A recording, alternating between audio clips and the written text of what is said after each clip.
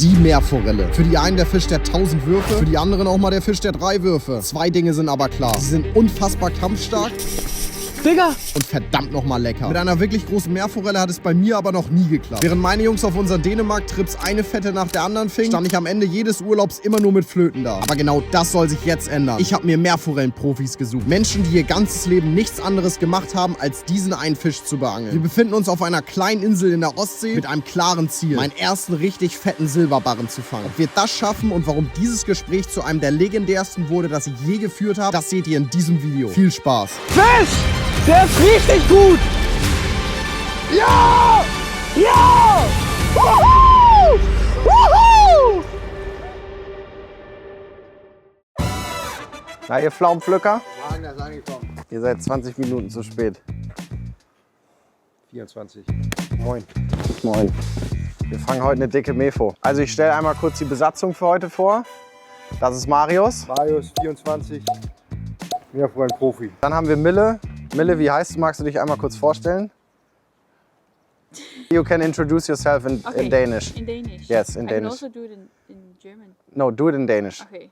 Jeg hedder Mille, og jeg er 24 år og Hauerfisker. hauerfisker. So, wir stehen hier jetzt gerade live beim Besatzungsmitglied Nummer 3. Und zwar ist das... Mats Schröter. Viele kennen mich auch als Fishing Mats. Ich bin Du musst irgendwas Lustiges sagen. Ich bin professioneller Rotaugenangler oder so. ja, okay, warte, ja. So, Besatzungsmitglied Nummer 3. Ein alter Bekannter. Wir stehen gerade vor ihm. Moin moin, ich bin wieder da, Fishing Mats. Ich liebe Schleinangeln. Heute ist das Ziel, eine große Meerforelle zu fangen. Aber bevor wir jetzt losfahren, wird noch einmal das 4. Besatzungsmitglied in dieser Bande vorgestellt. Stellen Sie sich einmal bitte vor. Ich bin das 4. Mitglied in dieser Meerforellenbande, bin Udo, bin 62 und freue mich sehr darauf, heute mit Jimmy und den anderen 3 Besatzungsmitgliedern eine Meerforelle zu fangen. Und hoffentlich Jimmy, du hast ja schon eine gefangen, ne? Ich habe eine gefangen, aber noch So. keine große. Gut, dass Jimmy heute eine große Meerforelle auf Bornholm fängt, das wäre großartig. Udo ist im Übrigen Mats und Marius Vater. Mille ist... Aber das sieht man doch, oder? Ja, das... So mal 3 Bilder jetzt. Udo, Mats, Marius. Man sieht doch, dass wir Familie sind, oder? Ja, aber bitte ein Bild von früher. Ja, aber du passt da doch eigentlich auch rein. Eigentlich du bist ja schon. eigentlich der 3. Sohn, den wir nie hatten. Und damit, Freunde, auf geht's zum allerersten Spot.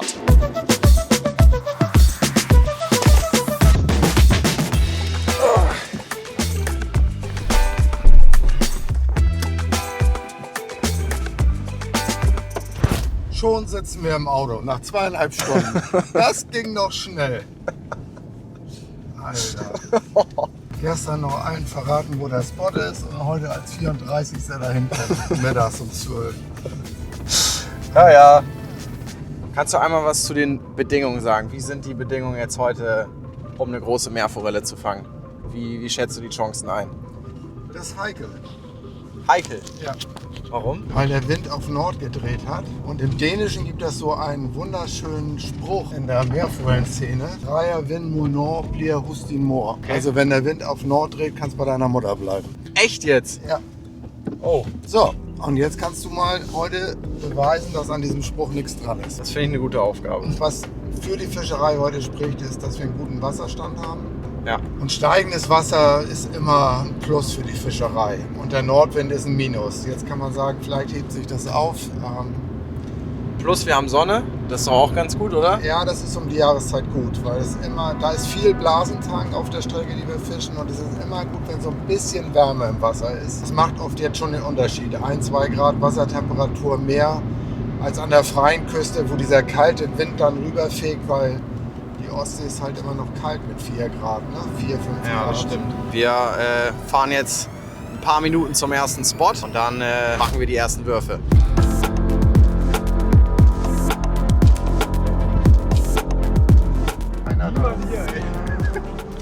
Niemand am Spot. Das Wasser ist, ne? Da sieht man schon mal die Küste. Es ist wirklich herrlich. Es gibt auch wirklich jetzt eine krasse Vorgeschichte. Mats und Udo waren gestern hier und haben Metz Grosel getroffen von Savage Gear. Die haben zusammen gefischt, eine ganz kleine Sundowner-Session. Und Metz hat einfach 2 Riesenfische gefangen. Also genau hier, Riesenfische. Die 2 Tage davor haben auch 2 Kollegen von Mats auch Riesenfische gefangen. Also der Spot liefert gerade geisteskrank. Wollen wir mal hoffen, dass er heute auch noch liefert und dass der Nordwind uns nicht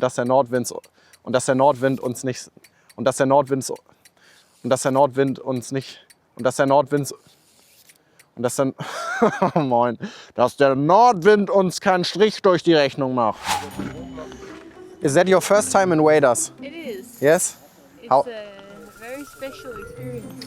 Very special experience. Yeah. So how does it feel? Good or not? It feels very stiff. Very stiff. Yeah. Yeah. It's also really, especially those kind of waders. They Yeah. are really stiff to move in. Did you ever catch a Haue? No, I hooked one. You hooked one. Yeah, but I lost it again. Okay. Was it a big one? No, it was a small one. Okay. Yeah. Also here on the island or? No, in Copenhagen. Okay. Yeah. But you ever caught a fish? Yes. In your life? Yes? Yeah. I caught a torsk. What are they called? Yeah, dorsch. Yeah. Dorsch. Yeah. And sill. Hering? Seelachs. No, Hering. Yeah. Hering. Yeah. Okay. And That's wrong. and kudling. Kudling. The small one that we made a burger from. Grundel. Die haben einen Grundelburger gemacht. Ja. Also schreibt mal in die Kommentare, ob ihr das auch schon mal gegessen habt, ob ihr schon mal Grundeln gegessen habt. Aber die haben einen Grundelburger in Kopenhagen gemacht.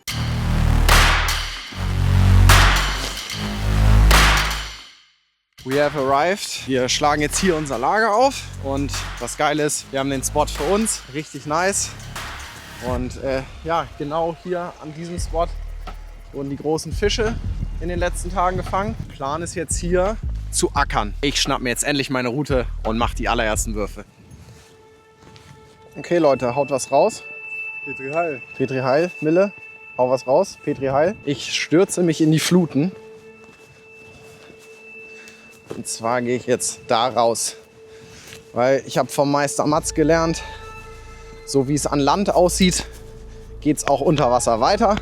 Das heißt, ich kann da jetzt schön rauswarten und meine ersten Würfe machen. Boom. First in a cast. Boah, das sieht echt richtig nice hier aus. Also das ist auch genau das, was Udo auch eben angesprochen hat. Die Sonne scheint hier schön auf dem Blasentang. Das heißt, dann erwärmen sich auch die Kreaturen, die sich da drin befinden, die Meerforellen essen wollen. Das ist genau das, was wir haben wollen.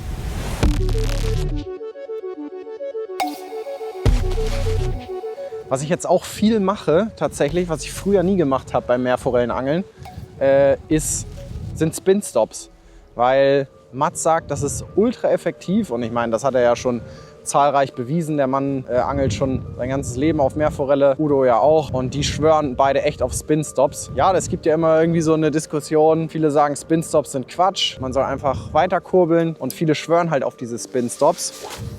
Und ja, könnt ihr ja mal vielleicht in die Kommentare schreiben, wie ihr auf Mefo angelt. Angelt ihr mit vielen Spin-Stops? Also ich werde hier auf jeden Fall den ganzen Tag mit Spin-Stops durchgrinden und dann hoffentlich meine erste große Meerforelle fangen. So, die erste Stunde ist verstrichen. Es gab bis jetzt bei keinem von uns einen Kontakt. Und Mats meinte gerade, dass wir jetzt mal aufs Riff raufgehen, weil dort, ich weiß nicht, was er gesagt hat, irgendwie die Welle bricht da und auf jeden Fall will er das jetzt gerne mal abangeln. Deswegen werden wir uns jetzt mal aufs Riff begeben. Ja, wir fragen ihn gleich nochmal, warum er denkt, dass da jetzt Fische stehen. So, ich habe gerade gesagt, dass ich keine Ahnung habe, warum wir uns jetzt aufs Riff begeben. Kannst du einmal sagen, warum wir uns jetzt aufs Riff begeben? Weil wir haben nordwestlichen Wind und oben auf der Spitze drückt der Wind quasi ein bisschen rum. Und wir haben ein bisschen mehr Bewegung im Wasser. Also Meerforellenangeln ist 95% Intuition. Also man sieht irgendwas und dann fühlt sich das richtig an und dann muss man das machen. Deswegen gehen wir jetzt aufs Riff.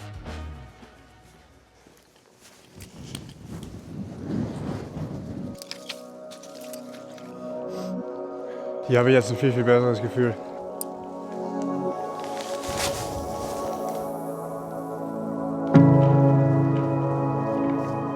Leute, das Geile ist, wir sind hier auch nicht irgendwie auf dem Festland oder so in Dänemark. Wir sind einfach auf einer kleinen, einsamen Insel irgendwo in der Ostsee. Die Insel hat wirklich ein sehr schönes Flair, würden jetzt die Touristenführer sagen. Hammergeile Strände, unfassbar viele Angelmöglichkeiten, nette Menschen, hübsche Frauen, tolles Essen. Die Regenbogenforellenangler vom Puff würden jetzt sagen, guten Nudelsalat gibt's auch, netter Besitzer, toller Kaffee.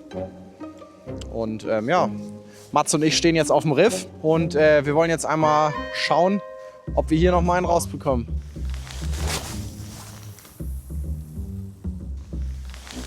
Ja, Riff hat nichts gebracht. Ja, wir haben ordentlich geackert jetzt hier auf dem Riff. So viel zur Theorie, Riff fischt gut. Ja, also das hat mal wieder gerade bewiesen, dass Mats überhaupt nicht Meerforellen angeln kann, dass ich übelst Ich habe ja auch im Intro gesagt, ich bin Schleinangler. Ich liebe Schleinangeln. Stimmt, ja.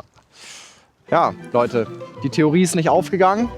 Mats hat jetzt gerade gesagt, wir müssen die Fische suchen. Das heißt, wir suchen jetzt Fische. Ja, wir nehmen quasi unser Live-Scope in diesem Video ist mein Kopf und fahren jetzt rum und dann da überall, wo ich denke, da sieht es cool aus, da probieren wir dann mal. Ne? Ja, als wir dann wieder rüber zu den anderen wollten, hat der dänische Bear Grylls unser Abendessen gespottet. Er hat nicht lang gefackelt, kurzerhand seine Angel in den Busch geschmissen und eine vielversprechende Fährte aufgenommen.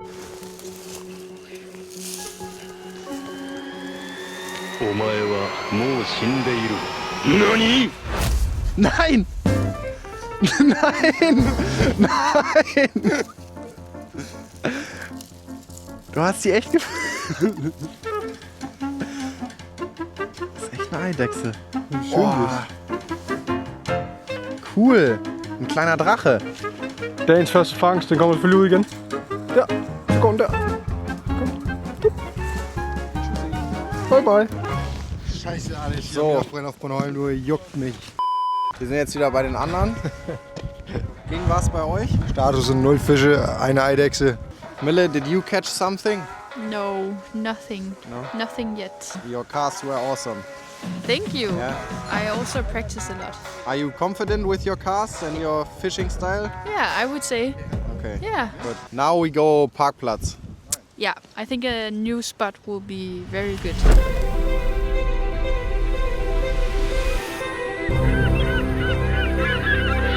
So, Freunde. Wir sind am zweiten Spot angekommen. Hier ist nochmal mehr Wind drauf. Und das Wasser, ey, das sieht so geil aus. Also zweiter Spot, zweite Chance. Ich werde mir jetzt meine Rute schnappen und mich dann in den Wind begeben.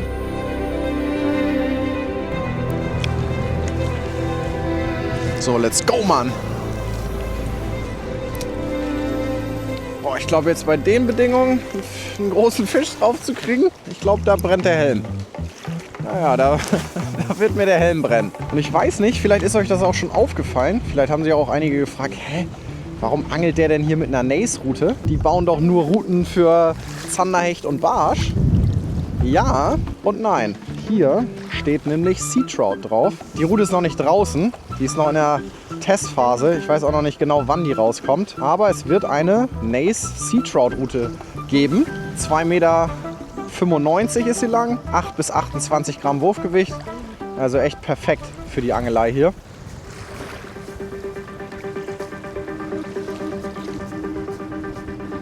Ich finde das gerade irgendwie ultra geil. So kenne ich das Meerforellenangeln, so und nicht anders. Jetzt hier halt einen fetten Fisch rauf zu bekommen, ist halt endgeil.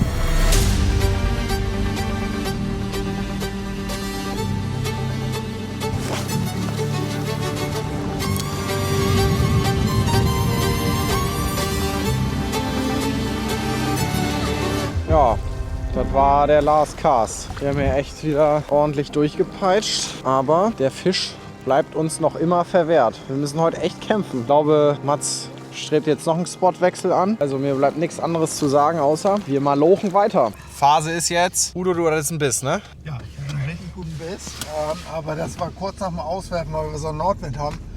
Ich habe da so einen Schnurbogen drin gehabt, dass ich nicht richtig Kontakt gehabt habe zur Fliege.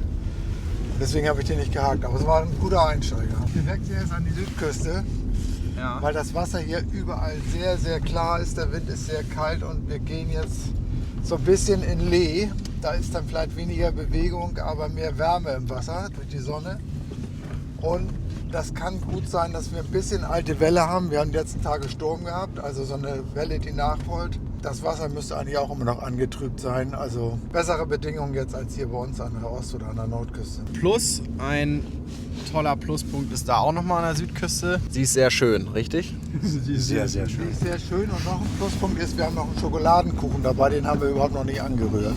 Wieso? Ich habe schon 3 Stück gegessen. Nein. Wie jetzt? Hast du wirklich? Jimmy Ocean, natürlich habe ich. Oh Mann. Ich hab eine Flasche. Ich hab Ja, doch mal aber eine das Flasche. auch, wenn ich das schon höre, so Fishing Mats ausgestattet wie die Null. Ja. Ihr habt keine Flasche mit, keine Brotdose mit, kein Messer mit, kein Feuermacher mit, keine Bounties mit, nichts mit. Doch, doch. Warte mal, ich zeig dir jetzt mal, was wir mit haben, Udo. Oh, das haben wir mit. 13 Eier. Dein Ben gerührt. Das macht man so. Warte mal. Ja. Das macht man so. Ja, bei dir geht es besonders gut. Hier, guck mal. Mann, spinnst du? So, wir befinden uns jetzt. Oh mein Gott. Oh mein Gott, ist das schön. Das ist ja kein Vergleich zu eben. Guckt euch das an. Wie sieht das hier aus? Och, das ist ja herrlich. Mutti, Vati, Oma, Baba, guckt euch das mal an hier, wo ich hier bin. Das ist ja Wahnsinn. Alter. Und wenn wir jetzt hier einen Fisch fangen, das wäre so krass. Ich muss echt sagen, ich genieße das so hart, hier dieses Küstenangeln. Ist ja eigentlich voll konträr zu dem, was ich normalerweise mache, mit dem ganzen Streetfishing. Kleiner Funfact auch nochmal nebenbei. Ihr habt ja eben Udo auch die ganze Zeit gesehen, also der Vater von Mats und Marius. Und ich habe vor 3 Wochen erfahren, dass er Buchautor ist. Da ich ja mittlerweile eine kleine Leseratte bin, hat der Udo mir auch mal seine Bücher zugeschickt. Da geht es halt hauptsächlich so um Persönlichkeitsentwicklung. Es ist immer in einer geilen Angelstory verpackt. Also auch wenn ihr vielleicht so sagt, oh, ich lese eigentlich überhaupt nicht gerne, aber ihr seid Angler, dann checkt die Bücher mal aus. Ich habe erst 1,5 Bücher von ihm durch, aber es ist wirklich krass. Packt die euch mal in die Beschreibung rein. Ich kann sie, wie gesagt, wirklich jedem Angler ans Herz legen. Ne? Und jetzt wird geangelt.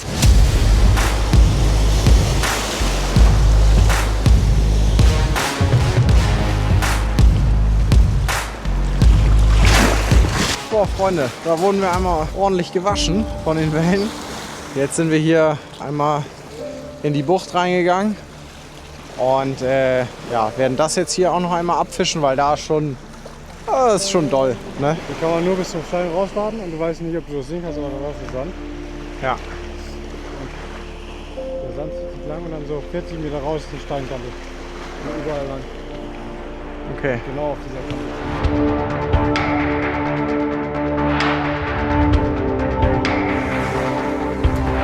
So, ihr Fliegenfänger. Es kracht langsam, bin ich ehrlich. Die Kräfte lassen langsam nach. Ich habe jetzt hier auch noch mal die komplette Bucht abgefischt. Die anderen 3 sind jetzt wieder auf dem Riff und da werde ich mich jetzt auch hinbewegen. Wir haben jetzt die letzten 1,5, maximal 2 Stunden Licht des Tages. Eigentlich ist das auch die interessanteste Phase jetzt. Jetzt noch mal alles in eine Waagschale werfen und dann hoffentlich mit einem Fisch belohnt werden. Ja, Freunde der Meerforellen-Sportfischerei. Wir haben dann alle nochmal ordentlich auf dem Riff geackert. Irgendwann hat sich dann aber die Erschöpfung breit gemacht. Mats und Marius sind wieder in die ruhige Bucht gegangen und Udo hat einfach das Rauschen der Wellen vom Strand ausgenossen. Ich habe mein Glück weiter draußen auf dem Riff versucht, aber irgendwann habe ich mich dann auch gefragt, ob das hier alles das Richtige ist. Also bin ich nochmal zu Udo an den Strand, um mit ihm zu sprechen. Und genau dieses Gespräch sollte alles verändern.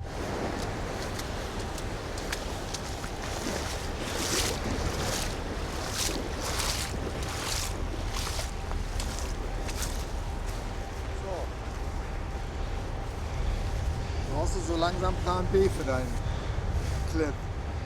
Ja, die Jungs ja auch. Alle brauchen Plan B. Ja. 5:45 fällt hier der Hammer. Ja. Wie spät ist es jetzt? 5:05 oder 20 vor, irgend sowas. Okay. Also 35 Minuten noch. Ja. Okay, die gehen jetzt in die Bucht? Die wollen in die Bucht. Okay, dann gehe ich da jetzt auch hin. Du auch? Ja. Oder glaubst du hier am Riff? Oh, ich bringe dann den Fisch mit, aber das reicht ja auch als Beweis. Muss ja nicht gefilmt werden. Wenn du jetzt hier aufs Riff rausgehst, dann bleibe ich auch hier. Ja? Ja. Ich werfe da jetzt auch noch die 45 Minuten weiter, ist mir auch egal. Ich glaube ehrlicherweise mehr ans Riff als auf das. Ja, ja. Ja, dann lass uns doch noch die Füße abfrieren und Ja. dann.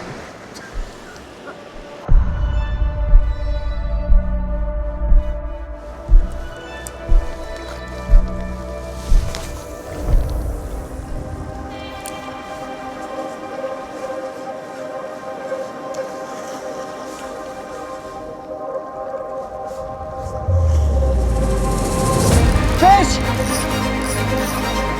Fisch! Der ist richtig gut!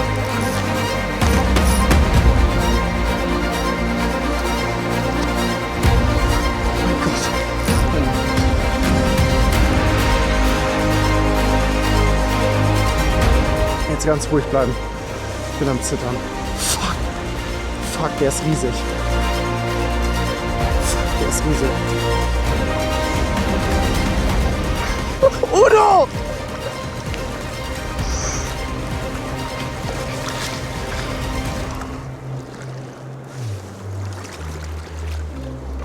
Mats!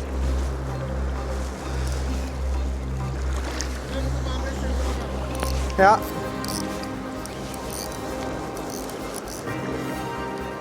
Oh, der ist richtig gut, Udo. Ja.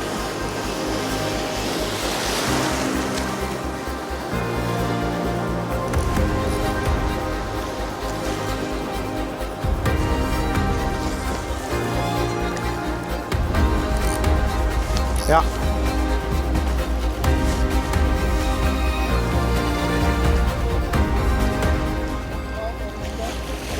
Ja.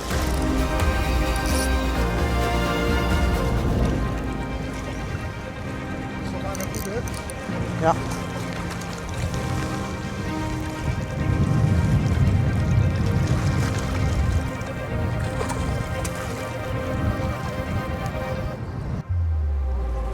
Ja! Ja! Woohoo! Woohoo! Oh mein Gott! Udo! Vor mir liegt der Fisch, für den wir wirklich den ganzen Tag gekämpft haben. Guckt euch diesen Fisch an. Wahnsinn. Wirklich Wahnsinn. Wir haben schon fast nicht mehr dran geglaubt. Udo und ich haben beschlossen, ja komm, wir gehen noch mal die letzte halbe Stunde aufs Riff. Und da ist er. Das ist ein Absteiger. Das erkennt man hier an den zerfransten Flossen und auch am Schleim auf dem Fisch. Deswegen haken wir diesen Fisch einmal schonend ab. Und dann kommt er wieder zurück in sein Element. Wahnsinn.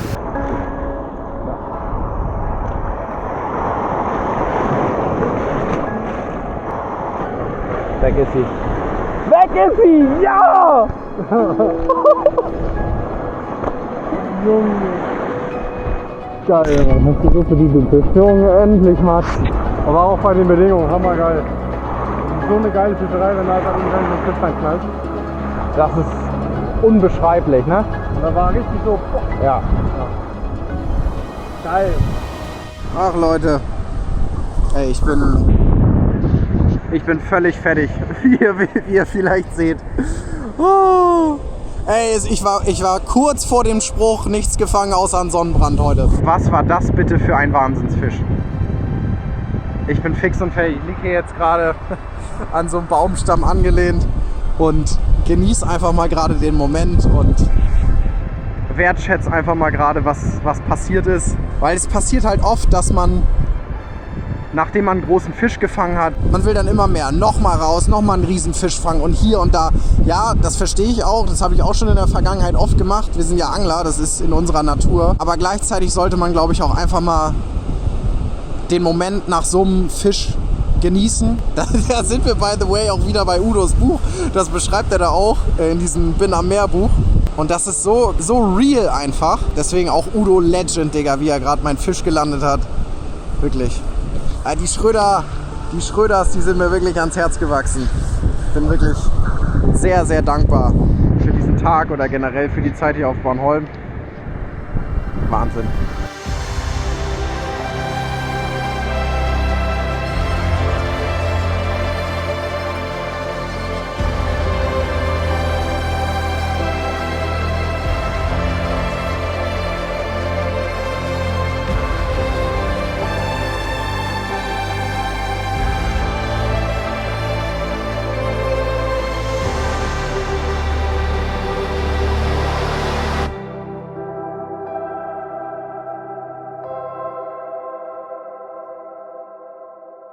So Leute, ich bin fertig klargekommen auf mein Leben und habe den Moment einmal ausgiebig genossen. Jetzt werde ich nochmal die letzten paar Würfe des Abends machen und dann geht es auch für uns nach Hause. Bevor ich es auch vergesse, diese Brille hat mich durch den ganzen Tag begleitet. Und zwar sind das die Glorify-Brillen. Die benutze ich jetzt schon echt eine ganze Weile. Die sind handgemacht in Österreich. Das Geile an den Dingern ist, die gehen einfach nicht kaputt.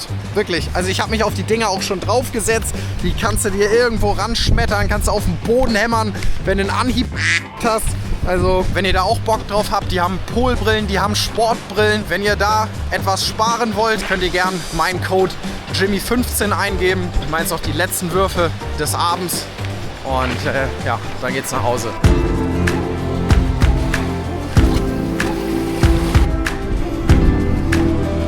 Gerade mal angeguckt. Ich sehe so dumm aus. Ich sehe so dumm aus. Der Tag ist over. Um ehrlich zu sein, fehlen mir gerade auch ein bisschen die Worte, was ich jetzt dazu sagen soll. Es war einfach crazy. Ich kann nur wirklich sagen, vielen, vielen Dank an die ganze Familie Schröter. Wenn euch das Video gefallen hat, lasst auf jeden Fall ein Abo da. Liked dieses Video, schreibt was in die Kommentare. Und wenn ihr Bock auf geile Angel-Streetwear habt, coole Angelklamotten, dann checkt auf jeden Fall mal meinen Shop aus, jimmyocean.com. Da werden jetzt auch über den Sommer wieder neue Drops kommen. Anfang Mai wird der nächste Drop sein. Bleibt gespannt und wir sehen uns im nächsten Video. Ciao Leute.